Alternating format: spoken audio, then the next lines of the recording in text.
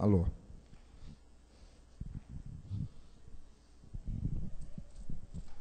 Queridos, a apresentação de hoje eu tinha preparado em duas partes.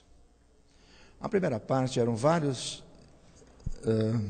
fotos de vários museus da ciência, aonde se transmite ao público.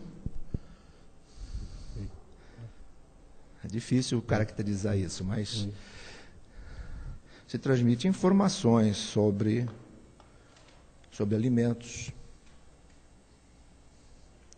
Aparentemente, informações científicas sobre os alimentos.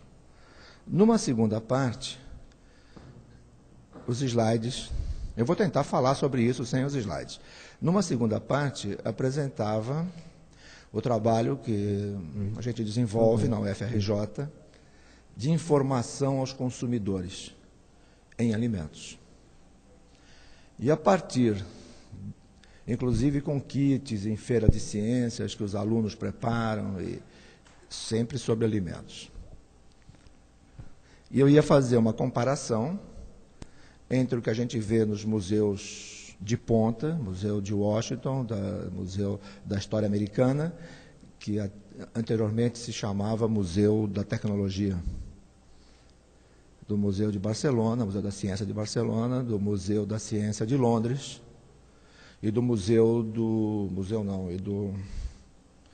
e da PUC de Porto Alegre, lá do espaço maravilhoso que eles têm para informação científica, que geralmente é em física, não é?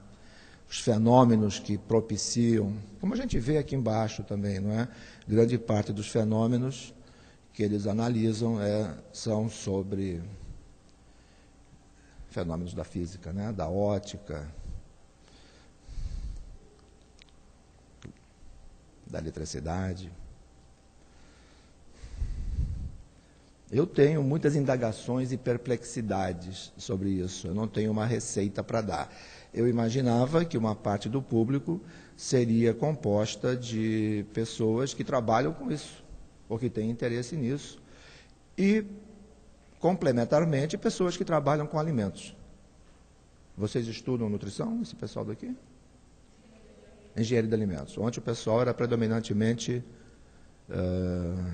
de nutrição. A palestra de ontem foi sobre regulação de diet, de transgênicos, de nutracêuticos, e a dificuldade que a ciência tem para fazer essas normas de identidade e qualidade. Ontem foi uma conferência daquilo que efetivamente eu trabalho, e hoje era uma conferência sobre esse espaço onde eu vinha também estabelecer novas parcerias e trocar ideias com quem atue nisso, ou com quem visite isso, pelo menos. Então, eu vou tentar falar a primeira parte sem os slides. Falar de algumas exposições que eu vi em museus da ciência. Você trabalha com essa coisa de museu de ciência? Não. Você trabalha com o quê? Ah, você é nutricionista. Eu sou meio nutricionista. Eu só fiz 2 anos. Muito recentemente. Eu já era professor da UFRJ, eu era chefe do departamento de farmácia da UFRJ, fiz vestibular para nutrição. E passei 2 anos na nutrição, que é uma coisa muito interessante, acho a nutrição muito importante, e acho os cursos... Acho que os cursos não estão conseguindo dar conta da demanda de conhecimentos em nutrição. Então, a nutrição fica sendo uma área invadida por outras profissões, que eu acho até legítimo, mas se invadisse para o bem, eles estão invadindo para o mal. Então, de um lado, porque as práticas clínicas, né? Você trabalha com clínica, nutrição? Não, saúde pública.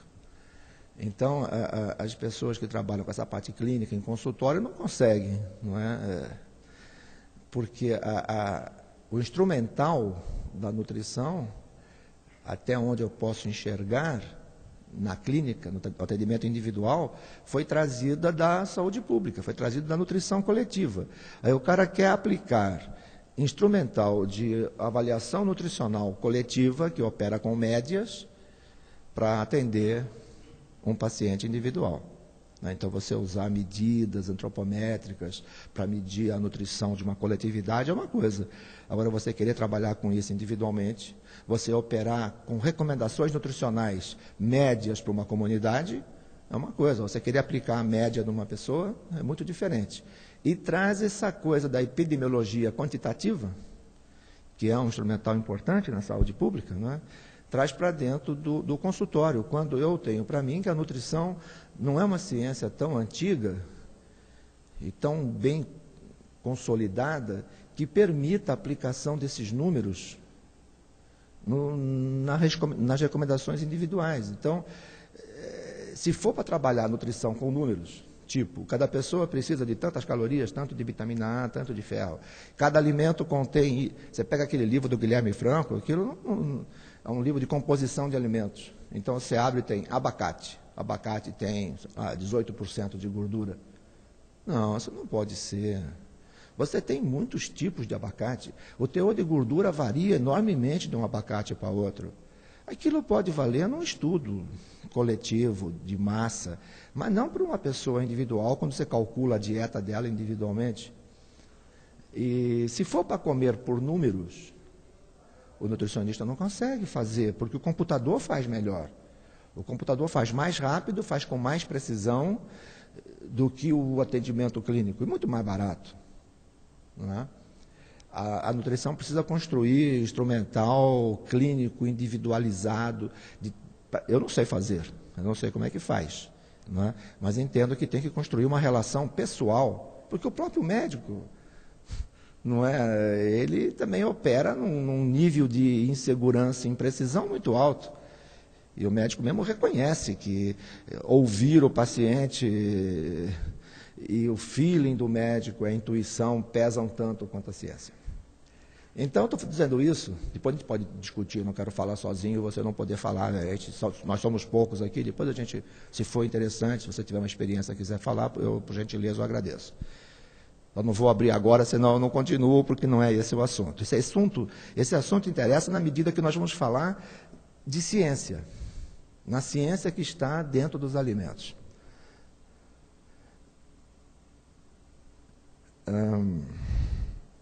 Então, eu fui a uma exposição de alimentos no Museu de Washington. Eu fui algumas vezes a esse museu. Uma das vezes que eu fui, tinha uma exposição temporária sobre a história do supermercado. Então, quando surgiram os primeiros supermercados, ou seja, porque o supermercado se caracteriza não por ser grande, se caracteriza por ser self-service. Então, por que surgiu, num certo momento da história, que foi na guerra, tal, tinha pouca mão de obra, e também quando começou a ser possível individualizar os alimentos, colocando cada um numa embalagem própria, num saquinho próprio, porque até então era como na feira, você ia comprar arroz, feijão, tinha aqueles sacos nas mercearias, o cara pegava, pesava, quero 350 gramas de arroz, quero 180 de feijão, e a pessoa pedia a quantidade que ela queria, não é?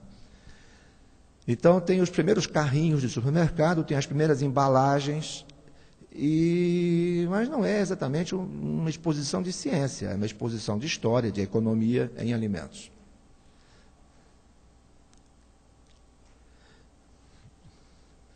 Nesses museus que eu citei, o de Barcelona e o de Porto Alegre, alguém conhece esses museus, o de Porto Alegre? É imperdível. Você que mora lá perto, tal, você tem que ir ali na Vila Ipiranga, lá embaixo, do lado da PUC mesmo, né? Dentro da PUC. É uma coisa de primeiríssimo mundo. Não são esses kits que a gente está vendo aqui improvisados. São coisas high-tech. Né? O prédio é high-tech. O prédio é todo moderníssimo. E eu fico olhando aquilo, eu fiz engenharia de alimentos, não é? E eu fico olhando aquilo e tentando ver se eu me recordo dos fenômenos físicos que aqueles kits, que aquele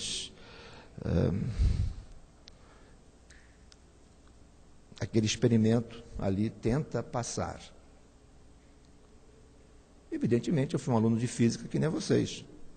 A gente estuda, faz a prova, entendeu? E depois esquece uma boa parte daquilo.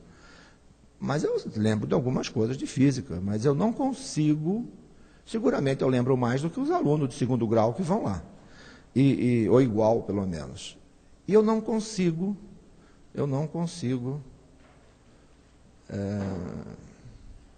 pois não, obrigado.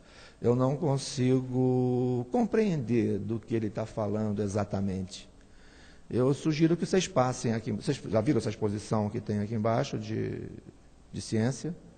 Vocês participaram assim mais intimamente de algum experimento daquele? Se aproximaram e tal? Vocês compreenderam com clareza o fenômeno físico que está ali e tal? Compreenderam? Então vocês estão melhores que eu, porque eu não compreendo muito. Não é? Eu fico pensando se esses kits, se essas demonstrações, elas não têm muito mais de entretenimento e de arte do que de ciência. Então você vê ali, tem um aparelho que gira, a pessoa fica de ponta cabeça, eu vejo que faz fila para entrar. Eu não tenho certeza que essas pessoas absorvem claramente do que estão falando ali, da lei da gravidade, da força centrífuga, da força centrípeta. Vocês acham que essas pessoas vão embora dali visceralmente cientes do que está se tratando, de que leis da física estão se tratando ali, ou as pessoas vão mais como se fosse um parque de diversões? Não é? Eu não digo isso para criticar, eu digo isso para olhar, para aprender e para fazer o meu. Tentar fazer um, que é muito difícil, porque nem isso daí eu consigo fazer. Não é? Então eu não consigo, eu sei a dificuldade que tem para fazer. Durante algum tempo eu tive um tinha um módulo na Rádio Jornal do Brasil, no Rio de Janeiro, que atendia perguntas de consumidores sobre alimentos. Antes, eu havia também feito um módulo num programa jornalístico, de um programa muito sofisticado, numa rádio FM, era um programa de jornalismo muito sofisticado, que era apresentado pelo Sidney Rezende, que é da Globo News, e tinha um comentarista para cada área. Então, a Scarlett Moon falava de moda, o Hermeto Pascoal falava de música, e eu falava de nutrição e saúde. Muito difícil, muito difícil. Eu provavelmente fiz trabalhos muito ruins, porque é muito difícil fazer um programa no rádio com informação científica em nutrição. Muito difícil. Né? A gente você olha como a Veja se comporta, como a revista Veja se comporta, você olha como a Folha de São Paulo se comporta. Eu já mandei várias cartas para o Ombudsman da Folha de São Paulo questionando isso. Por que nutrição não é tratada na Folha de São Paulo igual eles tratam de política ou de economia? Por que política e economia tem um jornalismo profissional e nutrição? Não há diferença entre a cobertura da Folha em nutrição ou da revista Marie Claire. Eles trazem a nutrição para dentro do caderno feminino, aquela coisa que se chama caderno feminino. E eu entendo que a nutrição tem ocorrências, ou então eles tratam na página de ciência, como curiosidade científica. Mesmo a página de ciência dos jornais é muito mais de curiosidade científica. Como se fosse um circo, como se a ciência fosse um objeto para estar num circo. E a gente vê, às vezes, nessas exposições de ciência, que tem entretenimento e circo. Tanto é que faz até fila para entrar nas demonstrações.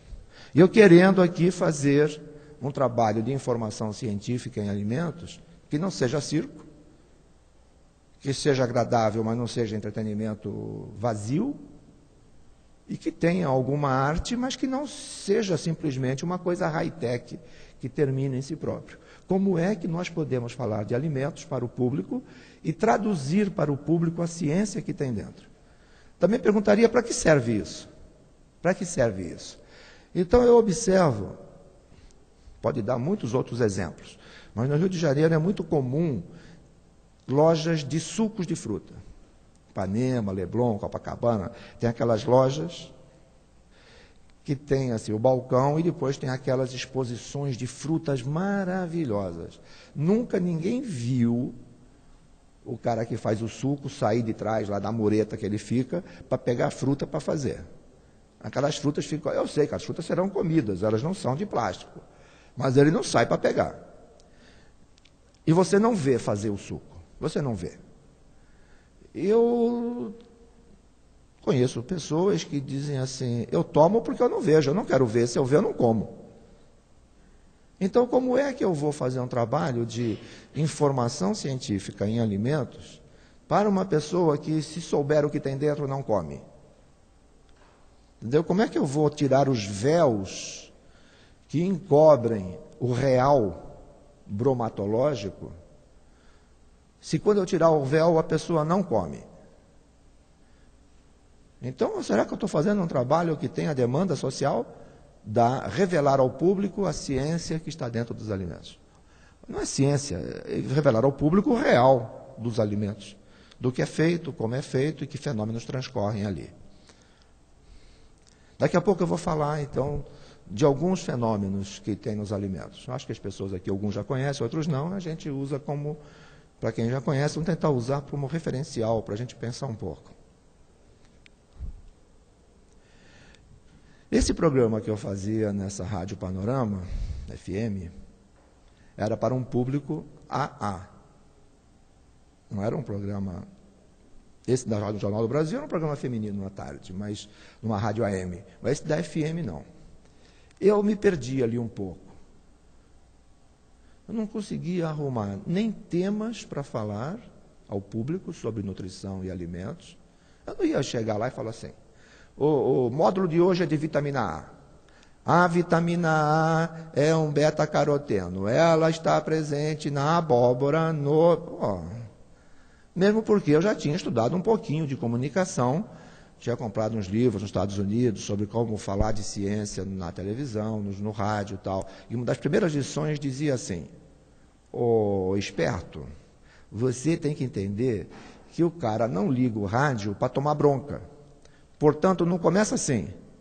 Ô, seu gordinho, tu é gordinho porque tu come muito.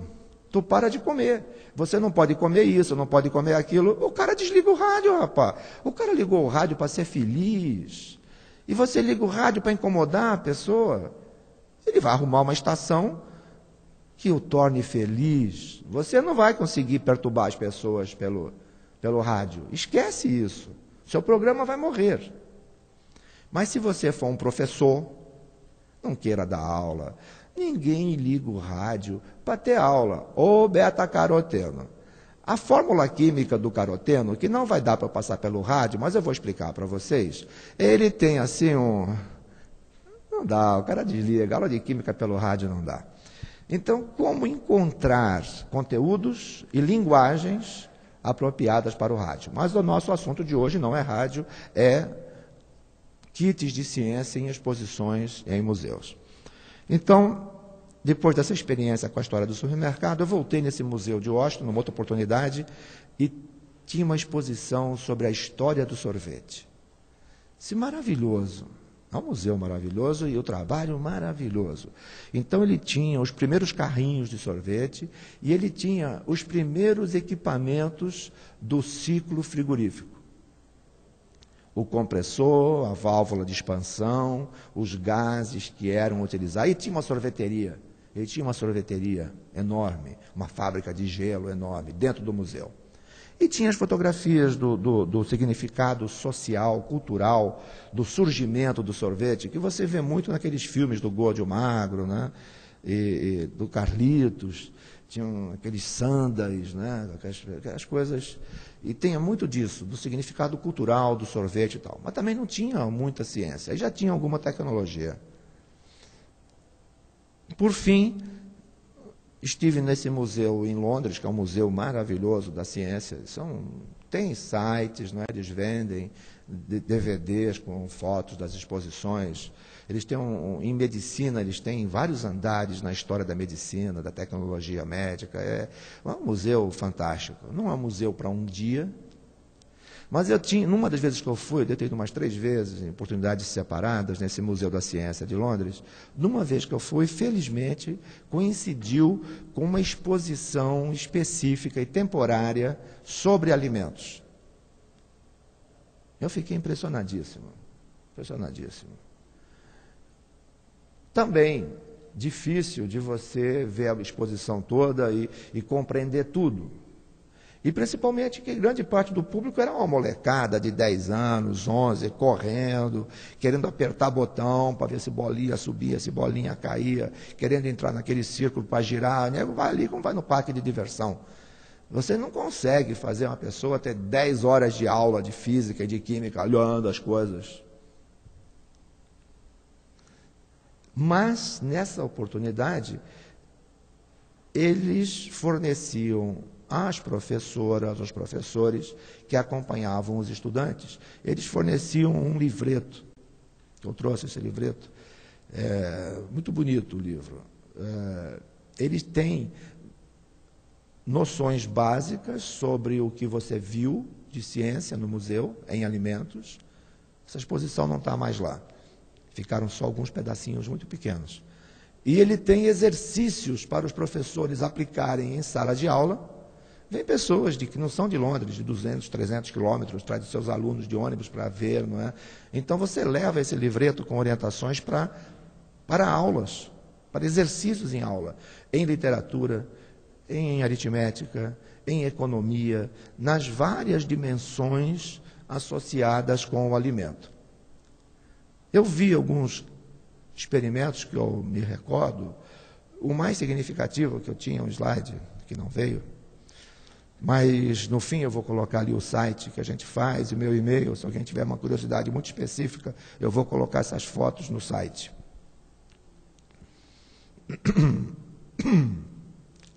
Então ele tinha um kit sobre a fabricação da maionese. Então ele tinha como se fosse uma bureta, uma coisa de vidro, assim, uma bureta, com... Não, mas lá é impossível de eu usar aquele quadro, muito longe. Então não tem quadro. Uma bureta com tampa. E ela tinha, assim, um relevo, baixo relevo, que parecia uma mão. Então você via claramente que era para segurar, não era para olhar. Tinha 3 buretas. Na primeira tinha água e óleo. Na segunda tinha água, óleo e emulsificante. Na terceira tinha água, o óleo estava de outra cor, né? Água, óleo, emulsificante e estabilizante. E o kit convida você a balançar aquilo. Aí você balança, você vê que o de água e óleo se separam rápido, o de água, óleo e emulsificante fica em emulsão algum tempo, e o de água, óleo, emulsificante e estabilizante, eles permanecem misturado muito mais tempo. E aí ele explica que isso é um dos fundamentos que você aplica na fabricação da maionese. Né? E fica muito claro que se você faz maionese em casa, o ovo é o emulsificante. O emulsificante é o ovo, você não faz maionese sem ovo. É o ovo que une a água que está ali, a umidade que está ali, com o azeite que você coloca na maionese. E o ovo faz o papel de emulsificante, mas não faz do estabilizante.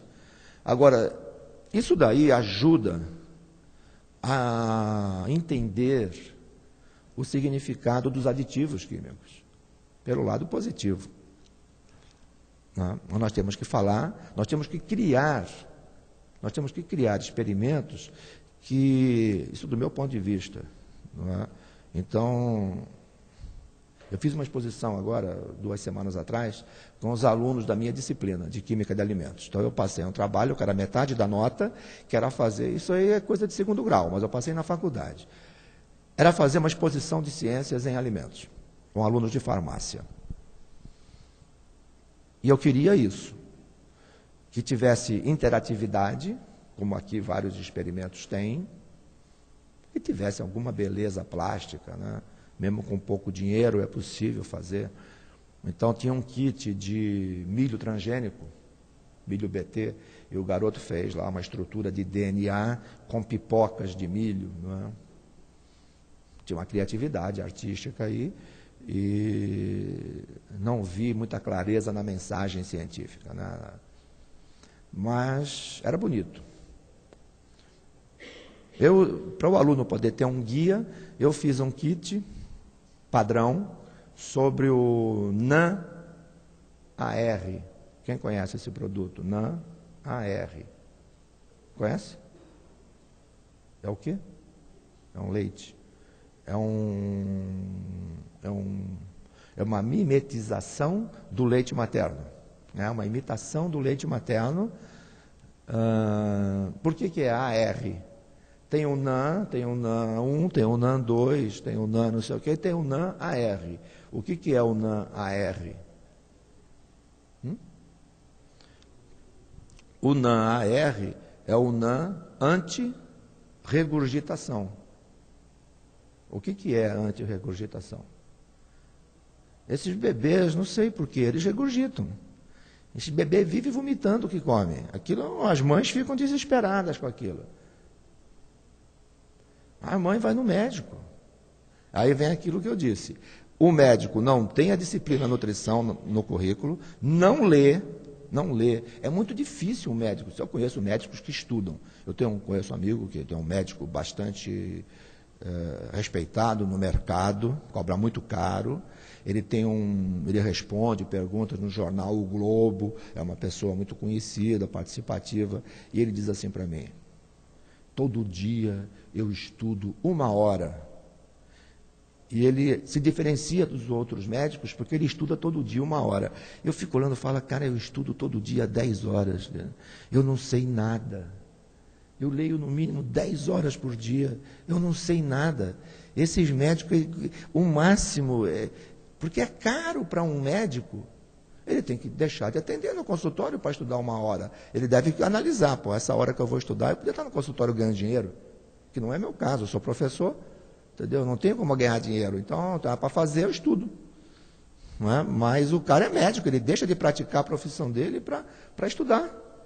Ele acha isso uma coisa assim raríssima, deve ser. Mas quem já foi a um pediatra acompanhando um bebê, fala sério, 90% do tempo da consulta é nutrição. Se você gravar aquilo, você põe o médico na cadeia. Porque não são errinhos pequenos. Não são errinhos pequenos. São erros assim, coisas dramáticas. E erros conceituais. Porque a nutrição é uma área de conhecimento que, infelizmente, a informática até tem, né? Se o computador quebra, você chama um cara que anuncia no jornal, o cara vai lá, o cara sabe menos que você, detona seu computador todo e ainda toma seu dinheiro. Mas é mais raro alguém entrar com o senso comum no mundo da informática. Mas no campo da nutrição, todo mundo sabe. Todo mundo sabe, todo mundo entra.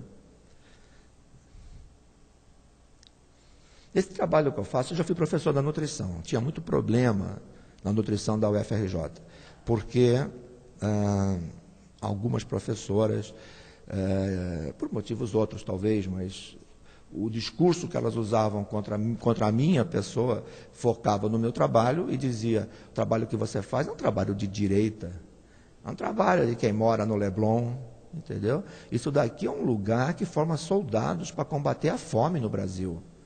A gente forma profissionais para combater a fome no Brasil. E você fica com esse discursinho pequeno burguês de maionese, margarina, salmão com corantes. Eu falei, não, mas eu vejo que são os mais pobres e são as crianças, que são não apenas mais vulneráveis, mas são os principais usuários dessas porcarias da nutrição. Eu acho isso profundamente social. Mas eu não tinha muito argumento. E quando eu comecei a fazer esse programa no rádio, eu dancei também no rádio. Também o cara já não estava mais agradando no rádio, porque era uma rádio FM que tinha anunciante de primeiríssima linha para um público super sofisticado. E as pessoas que mandavam cartas para o programa com perguntas de nutrição eram só os miseráveis. É o cara, o dono da rádio. O dono da rádio era o Anísio Abrão, presidente da Beija-Flor, né? Quer dizer, o mundo da comunicação está dominado pelo crime. Então, ele mandou lá um recado que eu não podia mais ler aonde moravam os meus radio-ouvintes. Entendeu? Aí o cara morava em Nilópolis, outro morava em São Gonçalo, outro morava lá no Complexo do Alemão, entendeu? E você começa a ver as perguntas que essas pessoas mandam. Então, o cara mandou uma pergunta assim: dá para você explicar como é feito margarina? Tem alguma marca de margarina que não é feita com sebo de cachorro? Aí você vê. Aí vem o outro, mandou uma pergunta: olha, você vê pela letra, não é?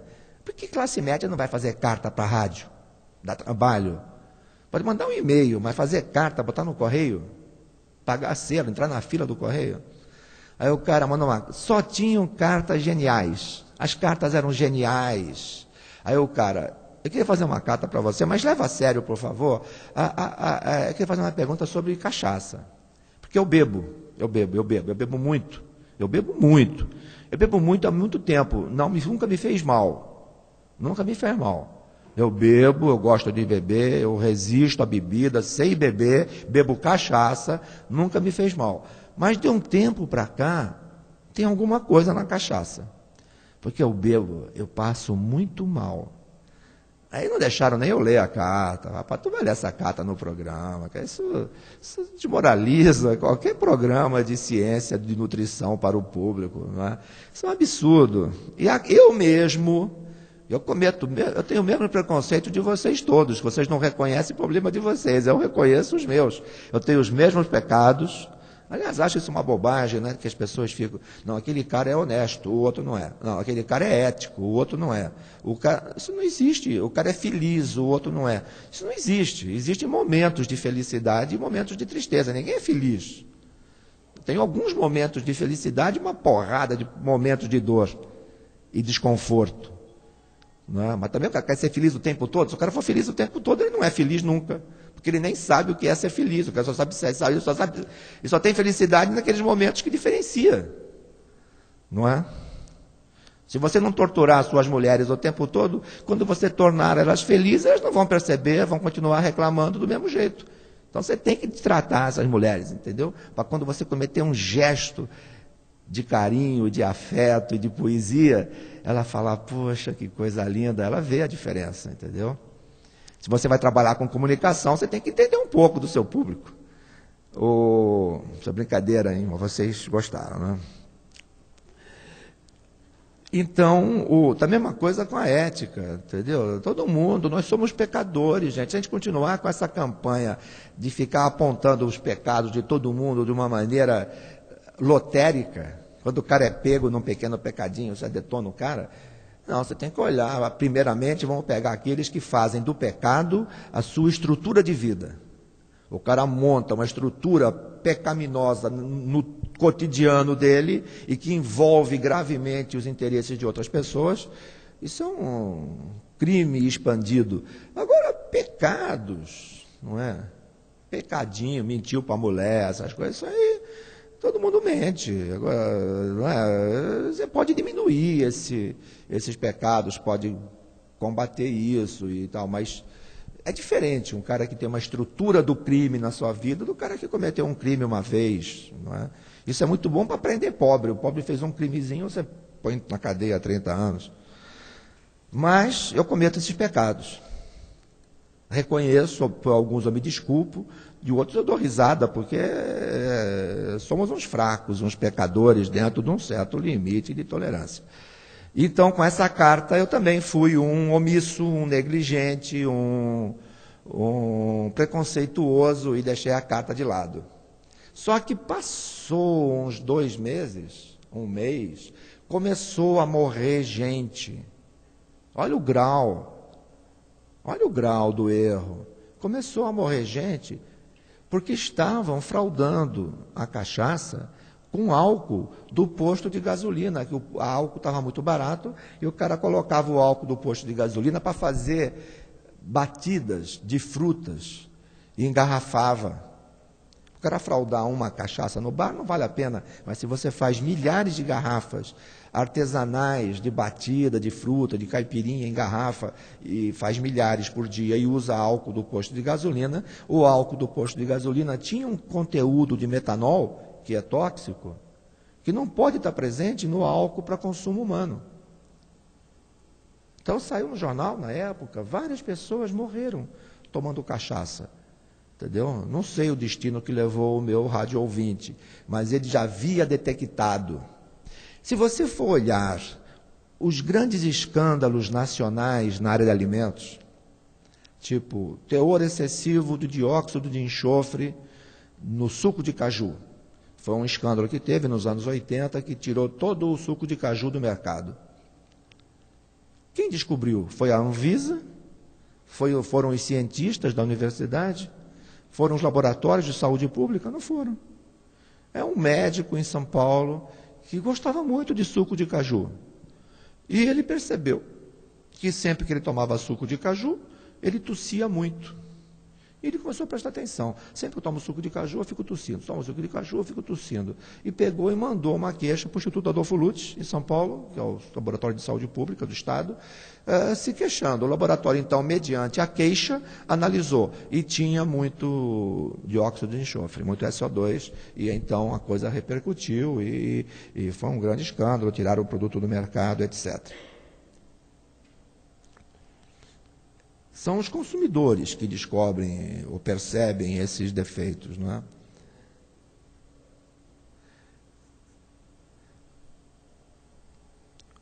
Teve uma outra carta no rádio, interessantíssima a carta.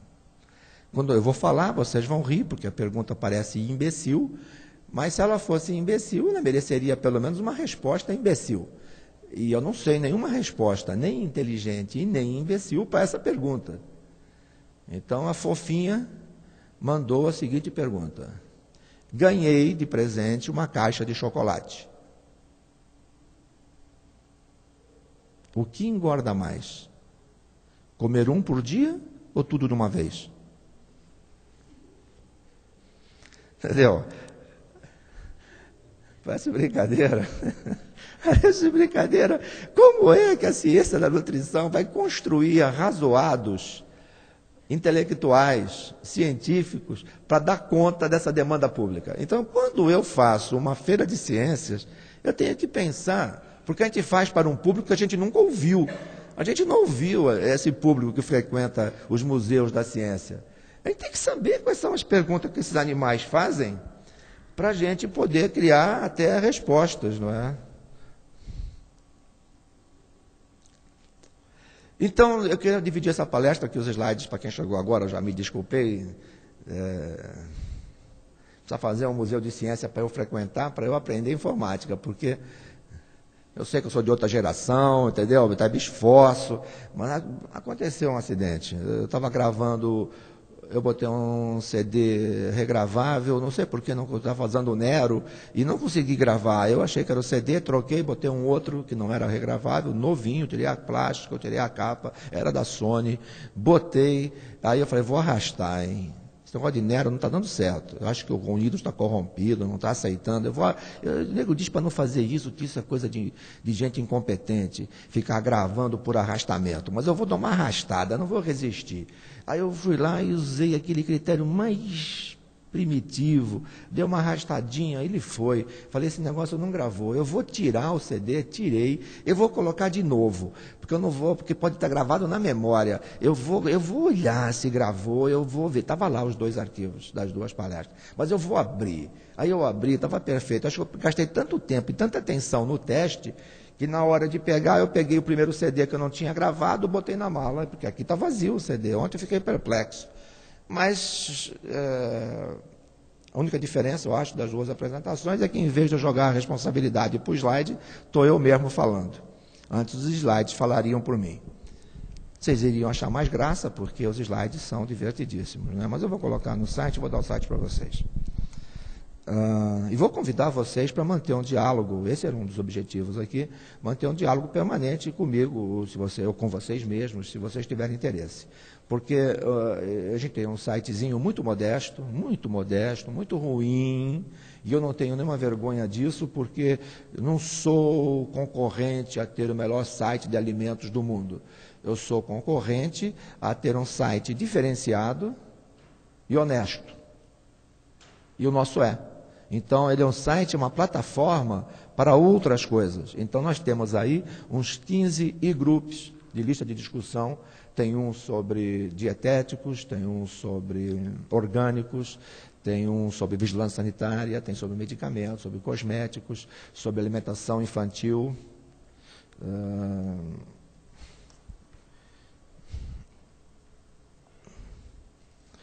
Tem um sobre...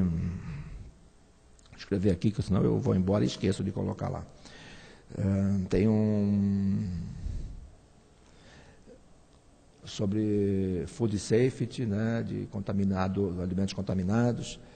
Eu vou depois mostrar para vocês. É um site, eu tenho 12 estagiários que leem jornais todos os dias e revistas, selecionam notícias e mandam para as pessoas que estão inscritas.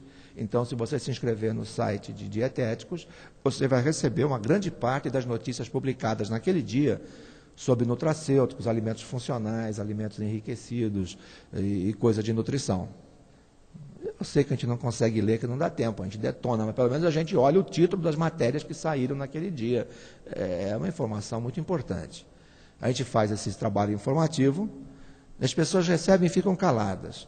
Mas nós temos 2 sites que os inscritos participam.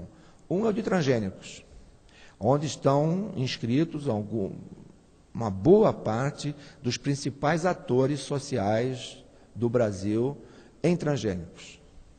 Está o Rubem Odari, que era secretário regional da SBPC em Santa Catarina, que é o assessor da Marina Silva, e é membro da CTNBio, é o único cara na CTNBio que se antepõe às arbitrariedades que são feitas ali para liberar ilegalmente transgênicos.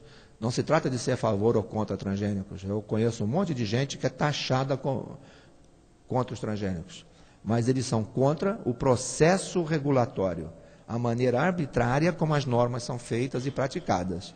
Não são contra transgênicos. Isso é uma questão... os pró-transgênicos, os entusiastas da transgenia, os interessados, os grupos de interesse, querem taxar esse grupo de pessoas como contra transgênicos. Porque eu não sou contra transgênico, eu sou a favor de transgênico. Eu só não quero comer.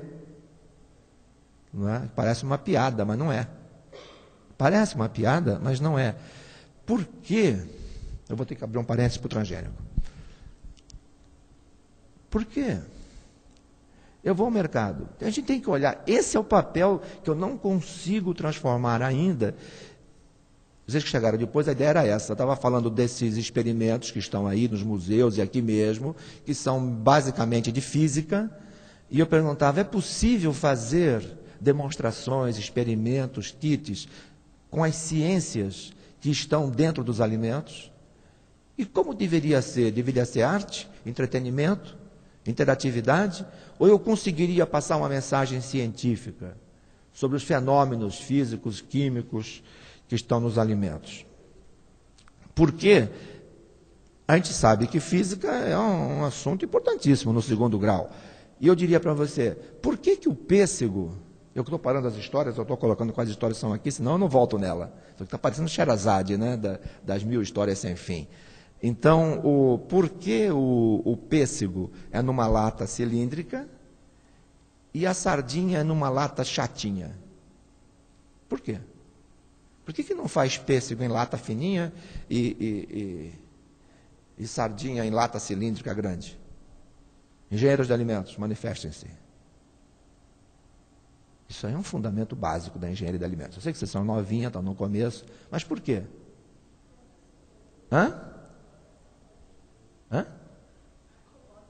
Não é pela acomodação, é física. Física. Por quê? Quando eu pasteurizo, quando eu fervo, ou quando eu esfrio, né, uma lata de goiabada, ela tem que ser fininha, porque eu jogo a goiaba lá dentro, né, depois de passar pelo balde, lá, pelo tambor, pelo tacho, eu jogo, despejo ela quente dentro da lata. Eu tampo, como é que eu esfrio isso, se for uma lata desse tamanho? Gente, isso vai demorar um ano para o calor se transmitir. Qual é o coeficiente de transmissão do calor da goiabada? Isso é física, isso é engenharia de alimentos. Como é que o calor se transmite dentro de uma lata de goiaba? É lento, transmite lento. Portanto, uma das dimensões da lata de goiabada tem que ser muito fininha. Se ela é larga, isso não é problema meu, porque eu não vou calcular no meu tempo de resfriamento essa dimensão da lata. Eu vou calcular só essa daqui. Quanto tempo leva para esse ponto central da lata de goiabada voltar a 25 graus, se ele está a 100? Tem que ser um tempo relativamente rápido, não é? No caso da lata de sardinha, é a mesma coisa. Eu tenho que esfriar isso, eu tenho que esterilizar a 121 graus por 5 minutos. Eu tenho que manter o centro da lata de sardinha a 121 graus durante 5 minutos para destruir os esporos do Clostridium botulino. E tenho que esfriar isso rápido. Se for uma lata grande, eu vou demorar muito tempo a 121 graus, ou a 150, ou a 160, até chegar a 121 no meio. Eu já queimei a minha sardinha toda na lateral da lata. Eu vou queimar a sardinha toda. E ela vai demorar muito para esfriar. A sardinha vai ficar toda desmilinguida. Ela tem que ter uma dimensão fininha para o calor entrar e sair rápido. No caso do pêssego em calda, não. Por quê? Porque o calor dentro da lata de pêssego se transmite por convecção, não é? A calda, ainda mais se eu colocar a lata para esquentar dentro de uma máquina que faz a lata girar em cima de cilindros, que a lata gira, o calor vai transmitir mais rápido ainda. Eu vou dar uma acelerada nesse processo de transmissão de calor por convecção. Então, você vê um dos fenômenos mais básicos da física dentro de um dos fenômenos mais básicos da tecnologia de alimentos. Eu acho que é possível ensinar um pouco de alimentos, porque são dois públicos que eu tenho aqui agora. Eu tenho um público de estudantes de 2º grau que precisam aprender física. E eu tenho um público de consumidores de alimentos que precisam entender o que tem dentro do alimento, de física, química e de biologia. Então, quando eu faço esse kit, porque se você for ali num experimento de física e entender quais são os fundamentos do micro-ondas, isso pode servir para o exame vestibular, pode servir para você conhecer um pouco da física, mas não vai influir muito quando você compra ou usa um forno de micro-ondas. Mas o alimento não, o alimento é um... E você não vê a presença de fenômenos alimentares em nenhum desses museus, e nem em feiras de ciências. Então, essa é a proposta dessa palestra. Quando eu propus esse tema, que eu não domino, foi para tentar abrir um espaço de reflexão e de ação, não necessariamente para eu fazer, mas também se vocês fizerem e quiserem ser parceiros nisso, podemos trabalhar. Então, eu quero convidar vocês que fazem engenharia de alimentos, se vocês entrarem no site, quiser trabalhar com a gente, vamos trabalhar juntos. Se vocês quiserem fazer uma feira de ciências, de alimentos aí na escola de vocês, a gente vai fazer juntos. Nós já temos alguns kits que os meus alunos fizeram. Então, eu tenho 12 estagiários. Eu estou há uns 4, 5, 10 anos discutindo isso com os estagiários, eles não fazem esses malditos kits. Entendeu? Eles têm bolsa de R$300 e eles não fazem, é um conflito. Aí eu falei para eles, olha, eu vou mostrar para vocês que eu não sou maluco, que eu não sou exigente e que essa porcaria é possível de ser feita. Entendeu? Por vocês. Aí ele chega, você quer ver como é que faz? Isso é um programa do MEC que me paga uma bolsinha e paga uma bolsa para os 12 alunos, é o PET. Alguém conhece o PET aqui? Conhece? É um programa que visa modificar a universidade, acabar com essa coisa de aula expositiva para instalar a educação tutorial, onde o professor usa outros instrumentos de ensino e capacitação que não são dar aula para copiar e decorar, fazer cola e fazer prova. O cara tem que produzir coisas. Eles não fazem. Falei, olha, eu vou fazer um experimento com vocês, eu vou provar que é possível fazer, e é muito triste, porque esse experimento vai provar que esse programa que eu coordeno aqui está furado. Você quer ver? Não vou fazer mais com vocês. Eu não vou fazer mais com vocês. Eu vou fazer com os alunos da sala de aula, que não tem bolsa. Que não são alunos selecionados como vocês, que são os alunos comuns. Eles vão fazer isso que vocês não fazem há 3, 4, 5 anos, vários alunos que se sucederam, eu vou fazer em 15 dias com os alunos. Você quer ver? Chega na sala de aula, falei, olha, tem 15 dias para fazer essa porcaria desse kit, é metade da nota desse semestre, entendeu? Eu não vou dar prova, vou dar o kit. Porra, no dia seguinte todo mundo já tinha escolhido o tema, no segundo dia estava todo mundo atrás de mim pedindo material bibliográfico, no terceiro dia já tinha mais de 100 e-mails de alunos perguntando coisas. Falei, gente, olha que coisa mais hipócrita, entendeu? A gente fica com esse negócio de educação tutorial, que é uma nova universidade, novas metodologias de ensino, vocês ganham bolsa para isso, e o mais cruel é que 3 de vocês, 12, são alunos da disciplina. E estão fazendo o maldito kit que, como bolsistas, vocês não fazem, ganhando dinheiro para isso.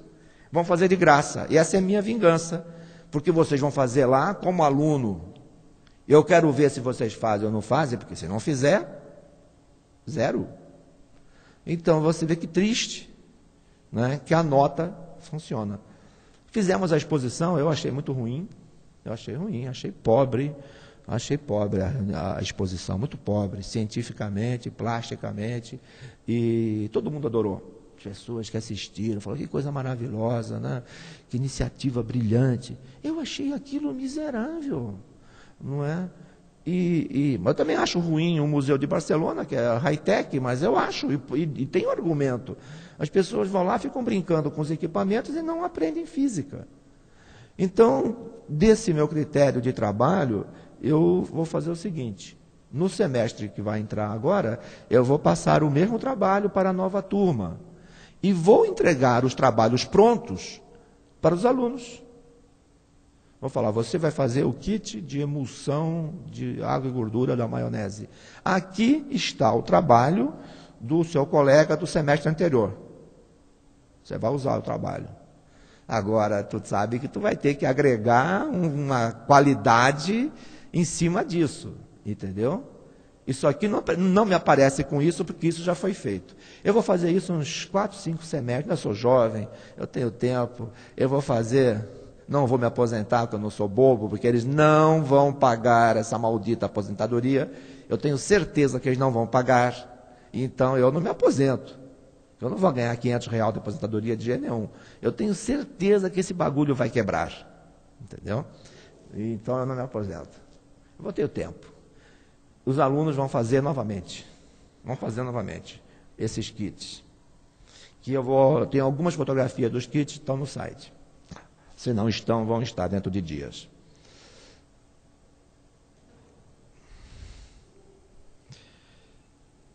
Mas eu estava lá no... Então eu fiz um kit. Eu fiz em 10 minutos, 15 minutos. Só para servir de paradigma, para os alunos perguntavam, o que você quer? Professor, o que você quer? Você quer que eu escreva o quê? Eu falei, não quero nada. Eu quero que você queira. Eu quero que você crie. Eu já te disse, eu quero um kit sobre emulsão, te disse como é no Museu de Londres, você se vira. Estuda qual é o fenômeno, faz um painel para colocar num pôster e faz um kit experimental na frente. Se tiver interatividade, ótimo. Mas você quer que escreva? Eu não quero que escreva nada, rapaz. Procura na bibliografia, olha o kit dos outros, frequenta as feiras de ciências que tem permanente no Rio de Janeiro, vê como os outros fazem. Faz você. Aí eu vi que estava difícil, falei, não, eu vou fazer um como se eu fosse aluno, não como se eu fosse professor, porque não sei fazer. Vou fazer um como se eu fosse aluno. Então eu fiz o kit do NAN AR. Então agora eu quero que seja uma informação científica que sirva para o estudante de segundo grau, eu quero que seja científica, que traduza para o consumidor a ciência que tem no alimento, mas aí que traduza criticamente. Porque tem que ter um olhar cidadão, não é só um olhar científico, tem que ter um olhar cidadão e um olhar de saúde pública. Né? Então, o que é o NAN? Eu vou fazer um kit abusado, eu vou fazer um kit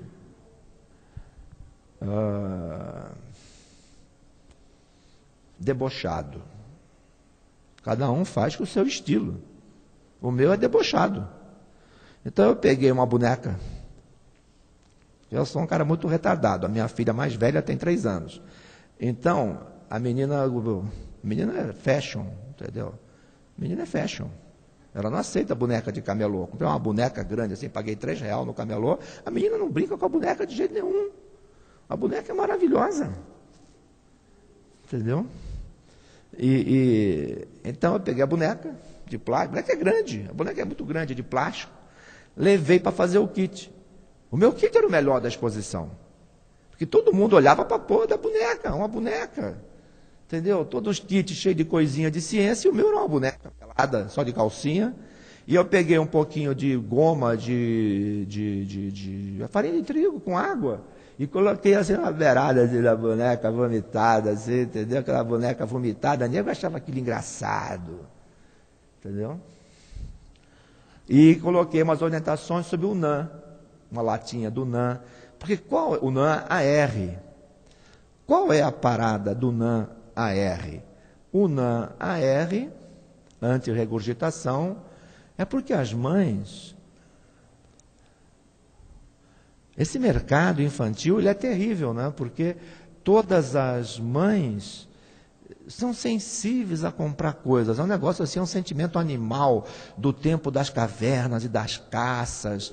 O pai do bebê e a mãe, quando sai de casa e viaja, eles não fazem nada a não ser procurar coisinhas para levar para os seus filhinhos de noite. Eles gostam de chegar assim, olha o que a mamãe trouxe. Aí fica aquela competição entre o pai e a mãe. Olha o que o papai trouxe.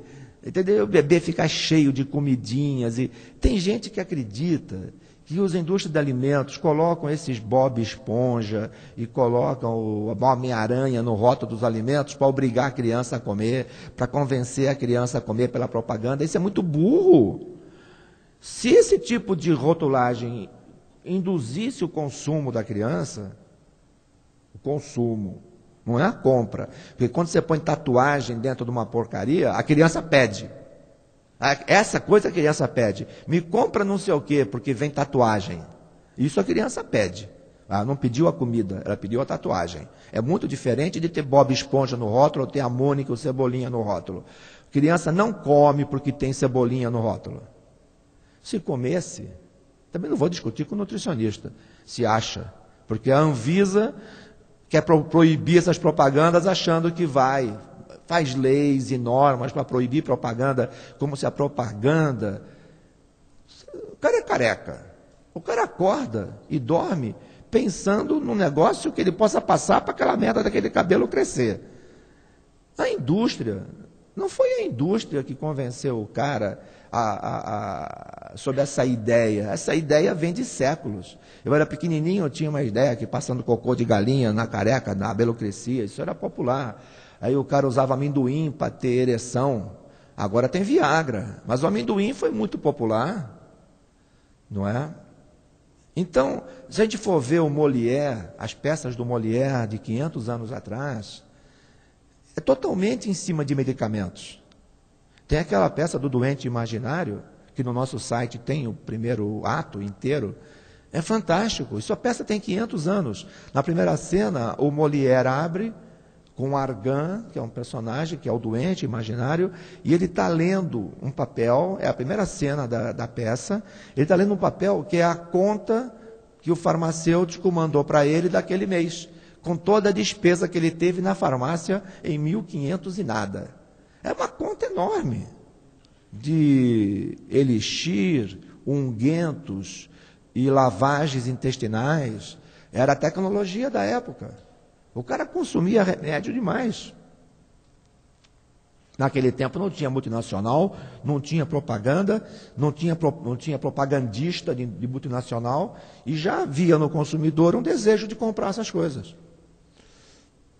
Então, aqueles personagens infantis no rótulo não é para a criança, é para a mãe. É a mãe. A mãe olha aquilo e fala, vou levar para o meu filho, quem sabe ele come. Mas se criança comesse por causa do rótulo, por que eles não colocam berinjela, cenoura, abobrinha, alface? Vê se a criança come. Põe lá para eu ver se a criança come legumes. Põe rótulo. Faz propaganda na televisão. Põe os desenhos animados do Discovery Kids, no meio dos desenhos, coloca propaganda de berinjela. Vê se criança come. Não é a propaganda. Não é o rótulo. A mãe compra. É a mãe que compra, querendo achar que o filho vai comer. O filho não come. Mas a criança come o que gosta. Tem produtos que não fazem propaganda na televisão em horas que a criança assista. Mas uma criança de 3 anos, ela tem um portfólio mental com um repertório de produtos industrializados, que é uma coisa fantástica. Você conversa com a criança de 3 anos, ela sabe o que é Xambinho, Danoninho, Yakult, ela sabe o que é Nutella, o que é bisnaguinha da Seven Boys. Isso não tem propaganda na televisão, tanto assim que uma criança guarde. Ela conhece todas as marcas de produtos que satisfazem as suas necessidades hedônicas, acentuadas. Mas voltando ao NAN, as mães, elas se preocupam. Então, a mãe da minha filha é nutricionista, não é? Toma bronca todo dia. Hoje, minha querida, você é nutricionista. Você não pode querer vir com esse papo esotérico de nutrição para mim. Não é possível, não é? Não é possível. E ela fica, não, esse negócio, Pães, eu tive que comprar livros de medicina, eu tive que ler. Eu leio porque também tenho interesse, mas nesse maldito fenômeno da regurgitação. Eu fui ler que tem um problema aqui no negócio, na traqueia, no esôfago, que a comida volta, que não tem remédio, tem que fazer uma cirurgia. Eu começava a pensar, coitado do bebê, cara, vai abrir um buraco aqui, vai ficar uma cicatriz para fechar o estômago da menina. A menina deve ter um estômago arrombado, entendeu? A coisa não... Caraca! Essas mães são malucas. Elas são enlouquecidas, cara. Entendeu? Criança não tem nada, criança regurgita, bebe deitado, não é? Eu não sei o que é, mas com o tempo para. E aí a Nestlé vem e faz o NAN. Como é que o NAN, a criança regurgita tudo, mas o NAN ela não regurgita? Qual é a contribuição da ciência bromatológica, da ciência de alimentos, contra a regurgitação? Qual é a grande contribuição científica que a Nestlé encaminha para as mamadeiras? É que em vez de usar caseína, leite, você coloca maltodestrina. A maltodestrina, quando chega quentinha no estômago ácido, ela forma um gel. Ela forma um gel, como se fosse um pudim royal, não é? Forma um gel. Então aquilo que era uma mamadeira vira uma bola de goma. E quando o nenê faz, aquela bola faz dum, e não passa. Porque não passa, entendeu? Há um fenômeno molecular, entendeu? Que não tem como passar.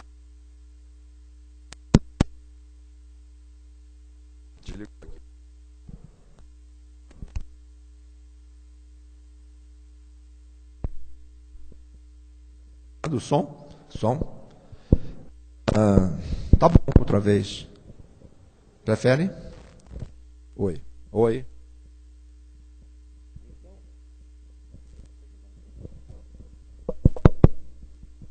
Então, tem uma central de som aí? Tem? Porque nós estamos... Não tem ninguém operando, não. Bom. Então não tem como sair o leite, porque ele gira, é uma bola de goma e não passa. Imagina o desconforto que isso causa na criança. Isso não é terapêutico, né? Então, esse tipo de ciência, isso não está... Você, pelo jeito, conhece o NAN, não é? Você tinha pensado isso já? Entendeu? E você estuda engenharia de alimentos, você imagina então um consumidor normal, uma mãe entorpecida, que não consegue interagir com o real e sem nenhuma experiência em alimentos. Um fenômeno parecido, se é nosso objetivo da transparência aos consumidores sobre a ciência que tem dentro, um dos objetivos também é romper, se a gente não conseguir fazer informação científica, pelo menos romper com o reencantamento do mundo e com o encantamento dos alimentos. Então tem um produto muito usado para bebê que se chama Funchicória. Alguém conhece Funchicória? Conhece? Não? É um potinho assim, que parte das... Porque o discurso científico, ele se propõe a ser científico. Esse é o problema, não é? O cara usa um discurso científico para detonar com a ciência, não é? Então diz assim, porque a criança, ela tem problemas no intestino, quando ela é muito jovem, o intestino, muito bebê, o intestino não está inteiramente formado, então dá muita cólica. E as crianças choram porque tem cólica. Então vem todo um discurso científico que você escuta. E a chicória tem um princípio ativo que age contra a cólera. A cólera? Não, a cólica. Falei cólera? Contra a cólica. Então você passa chupeta nesse pó, que é um pó de chicória, coloca na boca do bebê, o bebê para de chorar. Falei, não é possível. Será que isso se transmite pelo sistema nervoso central? Porque é imediato.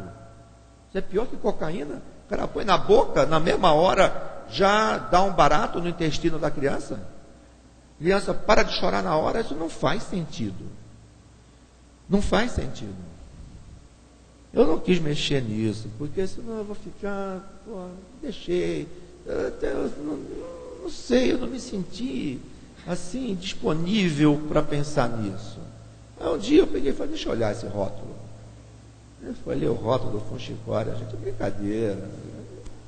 Isso é brincadeira. Durante muito tempo, as pessoas passavam açúcar na chupeta para dar para o bebê. Você passa açúcar na chupeta, dá para o bebê. O bebê para de chorar na hora. Mas o açúcar, também cientificamente, não é? Mas é interessantíssimo, né? Que durante toda a campanha eleitoral, durante toda a sua vida pública, o Lula era contra os transgênicos.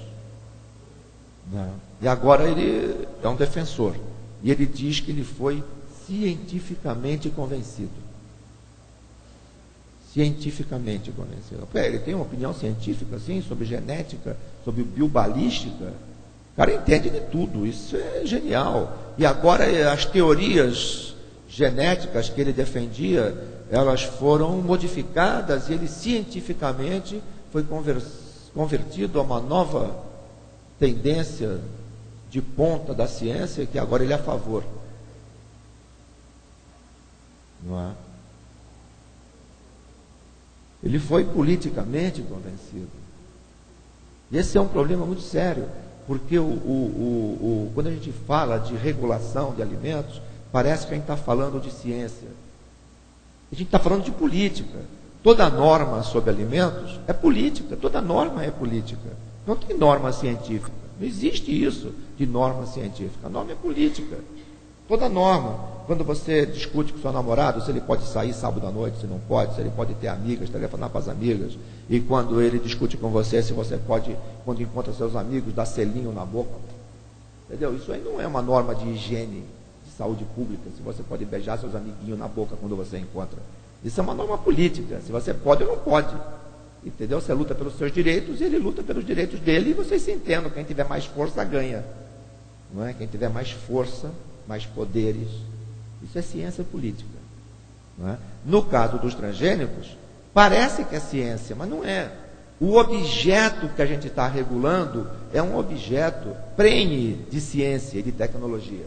Então dá a impressão que a gente está tratando de ciência, mas não está. Está tratando de política. É política sobre um objeto que não é um beijo. É um objeto fruto de alta tecnologia. Mas a norma não é científica, é uma norma política. Não é? Quem é a favor, quem é contra, quem tem mais votos, quem tem mais dinheiro, leva. Não é? É isso.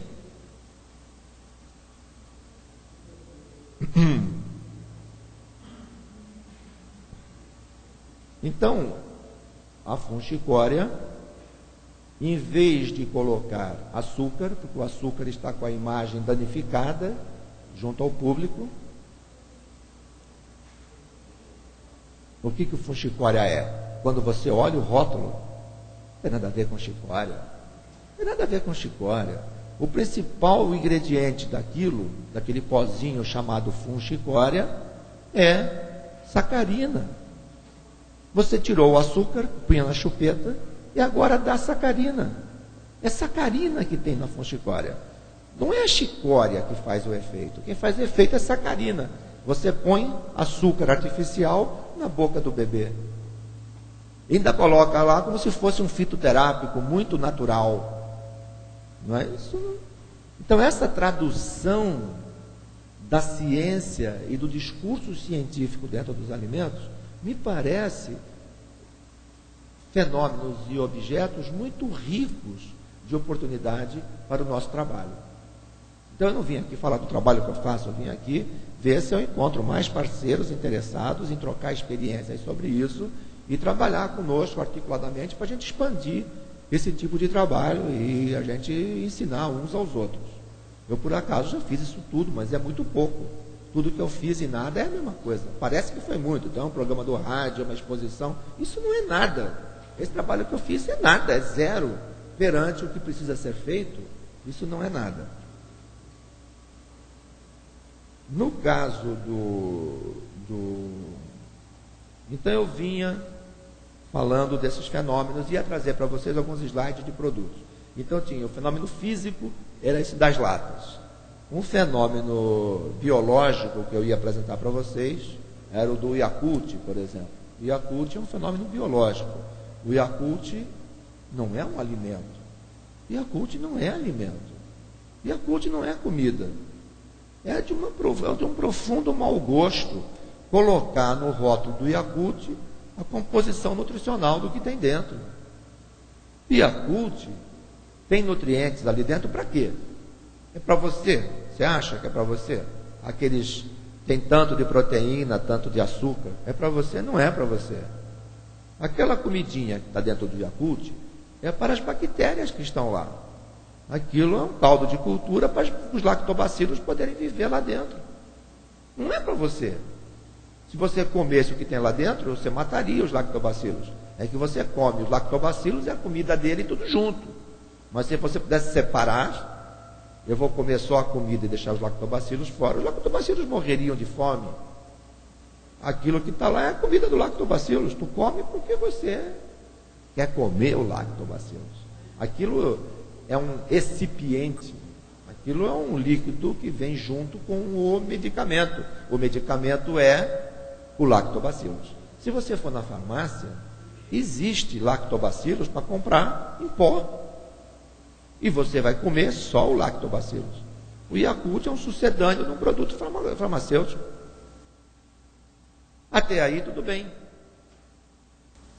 Porque a indústria de Yakult não é uma indústria de alimentos. O Yakult não vende aquele suquinho de maçã, uma coisinha assim. mas ele é uma indústria de nutracêuticos. Ele vende esses produtos, o Pelé faz propaganda, nem lembro agora o nome, vidrinhos que o cara toma, aquilo e tal, para ficar forte, para ficar alguma coisa que eu não sei bem o que é. Só quem toma é que sabe.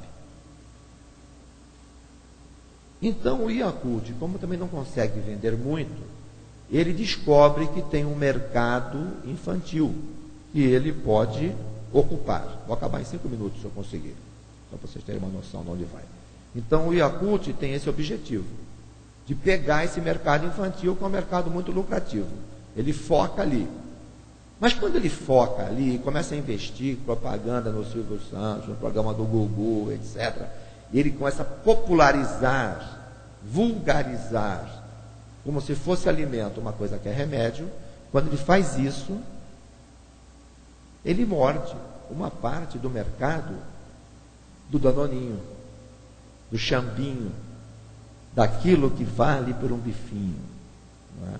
Só que se você olhar a composição química de um bife magro e a composição química do Danoninho, não tem nada a ver. O Danoninho tem um alto teor de lipídios. O Danoninho só pode valer por um bifinho se for um bifinho de sebinho. Não é? Então isso daí é informação científica, não é? Totalmente deturpada que chega ao consumidor. Então o Yakult vai e morde um pedaço do mercado do Xambinho. E aí a Nestlé, a Batavo, a Danone, todas elas reagem querendo morder um pedaço do mercado do Yakult. E o que acontece? Elas reagem com o know-how que elas têm, que não é know-how de lactobacilos, é know-how de vender porcaria para criança. Então, de um lado no mercado, você tem o Yakult, que procura manter aquele perfil científico. Você olha o rótulo do Yakult, é totalmente diferente do rótulo dos concorrentes. O Yakult foca, tem lá o intestino desenhado, tem os lactobacilos, as microvilosidades, tudo informação médica. Os concorrentes não. Como é a rotulagem do Batavito, do Xambito, do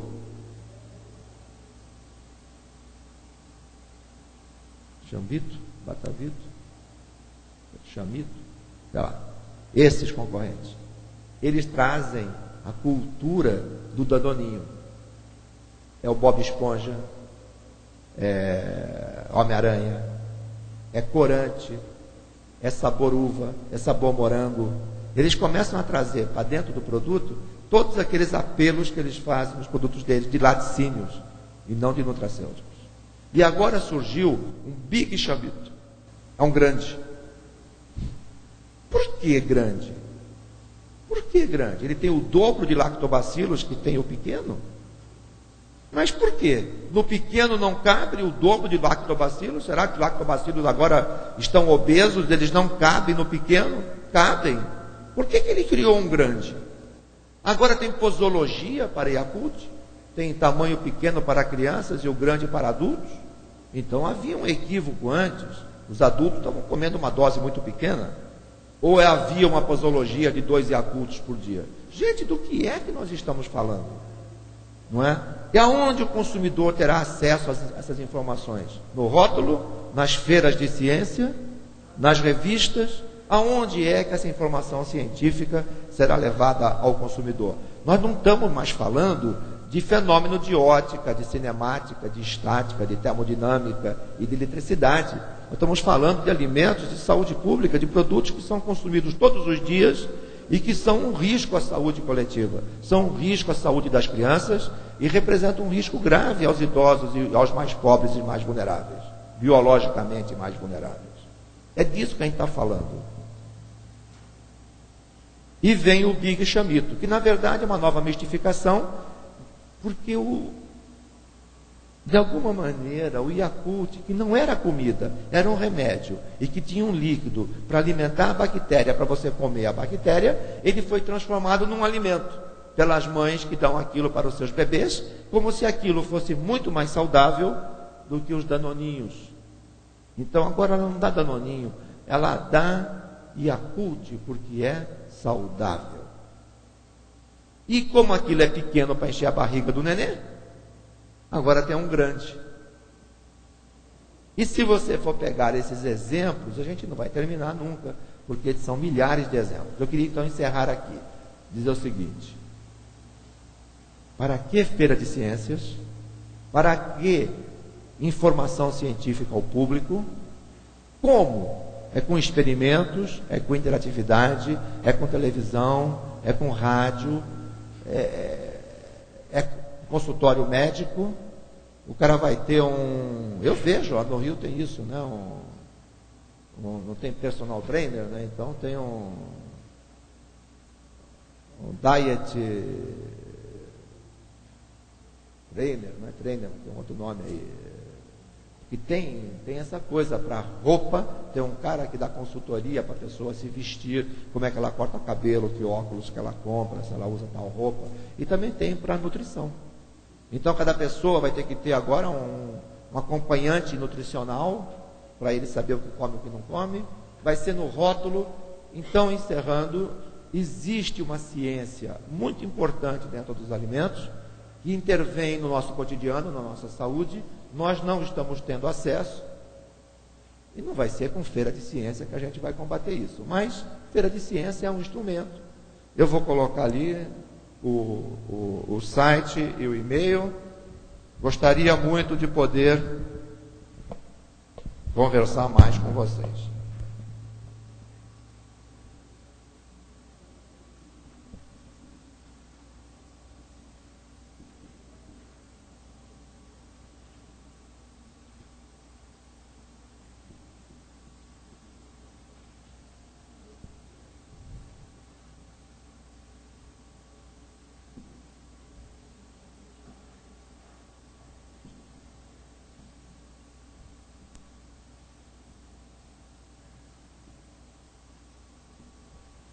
Bom, se vocês quiserem informação científica em alimentos, se criou esse site para dar informação a consumidores. É muito raro receber mensagens, e-mails de consumidores pedindo informação. É muito raro. É dominante dentro da relação de perguntas o recebimento de consultas sobre o quê? Como fazer trabalho na universidade? Dá para me ajudar? Dá para me ajudar a fazer um trabalho de dietético? Dá para me fazer um trabalho de transgênicos? E aí eu fico na seguinte circunstância: se eu não ajudar, vocês vão procurar o site do Gatorade, da Nestlé, da Coca-Cola, da Monsanto para fazer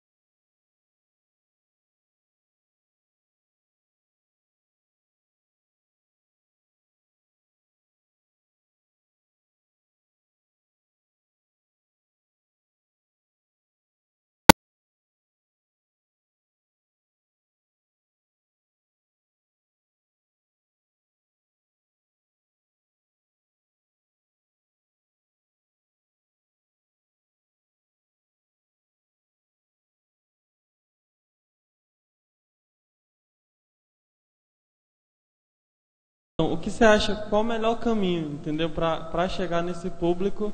E eu queria que você pudesse me ajudar, né, um caminho também assim que você acha mais acessível, assim.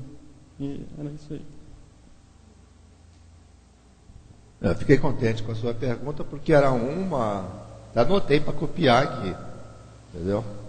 Vou roubar aqui a sua pergunta para mim. Porque não tinha, de todos os exemplos que eu citei, não tinha nenhum informando aos manipuladores. Foi um erro muito grave da minha parte não ter pensado nisso, isso é óbvio, né? Como você levar os manipuladores de alimentos, de supermercados, de feiras, de indústrias, não é? Como é que esse público também? Não adianta eu ensinar para o consumidor se eu não ensinar para esse infeliz como é que ele deve proceder.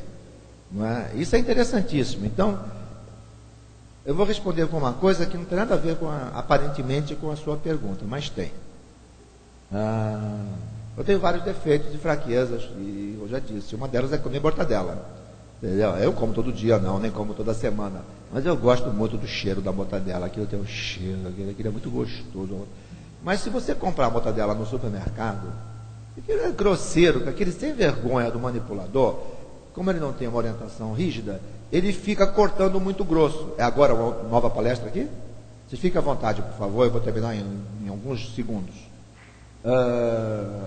Ele corta grosso, porque se você pedir 200 gramas, se ele cortar grosso, ele só faz isso daqui 20 vezes. Mas se ele cortar fino, vai ter que fazer 60. Então ele corta grosso.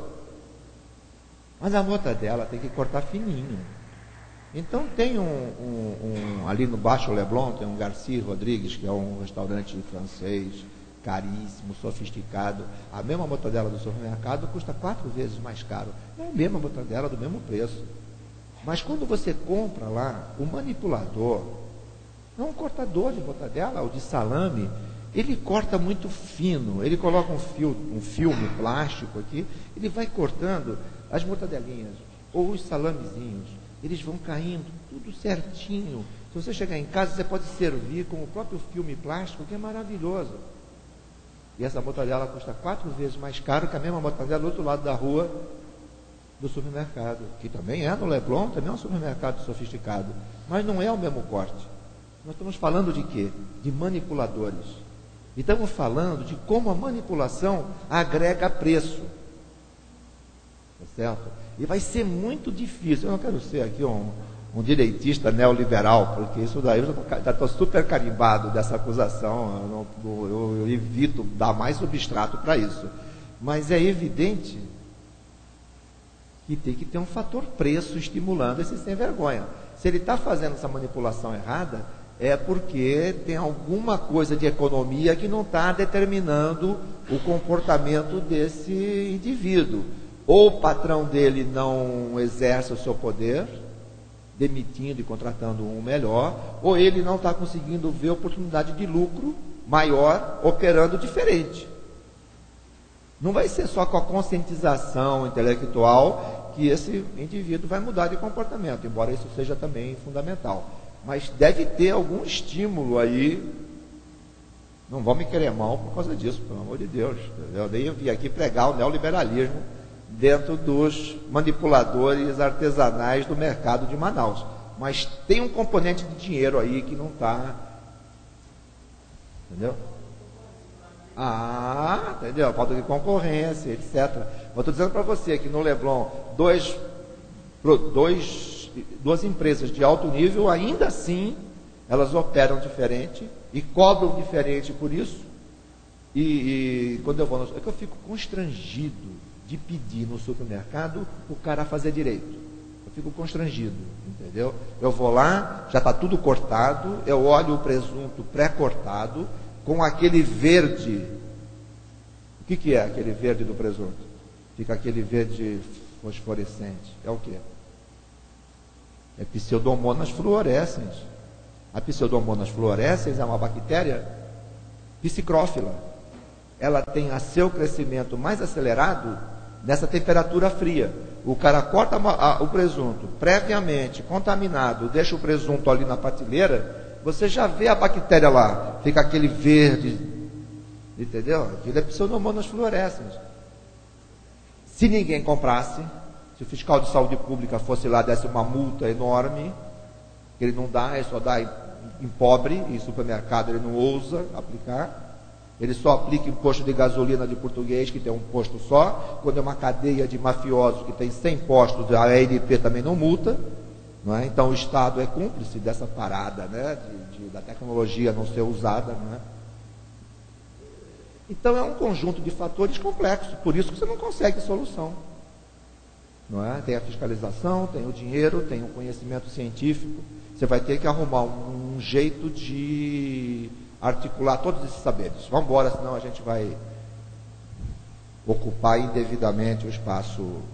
Alguém quer falar mais comigo? Eu fico lá na porta. Alguém quer falar? Eu espero lá.